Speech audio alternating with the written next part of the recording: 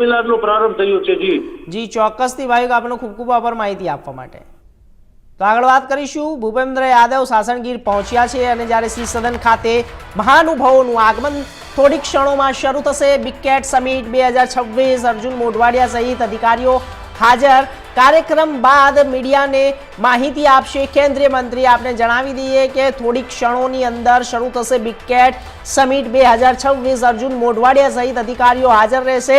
રાજ્યના મુખ્યમંત્રી ભૂપેન્દ્ર પટેલ વર્ચ્યુઅલ મીટિંગથી જોડાશે। કાર્યક્રમ બાદ મીડિયાને માહિતી આપશે કેન્દ્રીય મંત્રી ભૂપેન્દ્ર યાદવ। સૌથી મહત્વપૂર્ણ મોટા સમાચાર અને આપણે જણાવી દઈએ સાસણગીરથી આવી રહ્યા છે ભૂપેન્દ્ર યાદવ, જે કેન્દ્રીય મંત્રી છે સાસણગીર પહોંચી ચૂક્યા છે। સિંહ સદન ખાતે તેઓ પહોંચી ચૂક્યા છે। આપને સીધા લાઈવ દ્રશ્યો બતાવી રહ્યા છે। સિંહ સદન ખાતે મહાનુભાવોનું આગમન થઈ ગયું છે।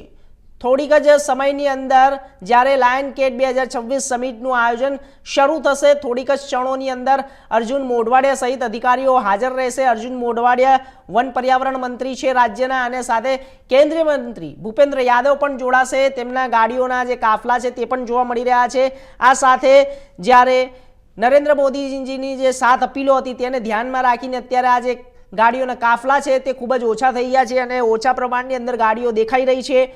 એની અસર પણ અત્યારે હાલ કેન્દ્રીય મંત્રી રાજ્યમંત્રીઓમાં પણ જોવા મળી રહી છે। અને જ્યારે મુખ્યમંત્રી ભૂપેન્દ્ર પટેલ વર્ચ્યુઅલ મીટિંગથી જોડાશે અને આ એક ખૂબ જ સરસ અને કહેવાય કે એક મહત્વપૂર્ણ નિર્ણય છે કે વર્ચ્યુઅલ મીટિંગથી જોડાવું। આવા સમયની અંદર કપરી સ્થિતિમાં આવી દરેક જગ્યાએ જવાનું થતું હોય છે, જ્યારે મંત્રીઓને મુખ્યમંત્રીઓને તો જ્યાં રાજ્યના જે વન પર્યાવરણ મંત્રી છે અર્જુન મોઢવાડિયા તે પહોંચશે અને સાથે રાજ્યના જે મુખ્યમંત્રી છે તે વર્ચ્યુઅલ મીટિંગથી જોડાશે અને કેન્દ્રીય મંત્રી જે છે ભૂપેન્દ્ર યાદવ તે પણ પહોંચી ચૂક્યા છે જ્યારે સદન ખાતે।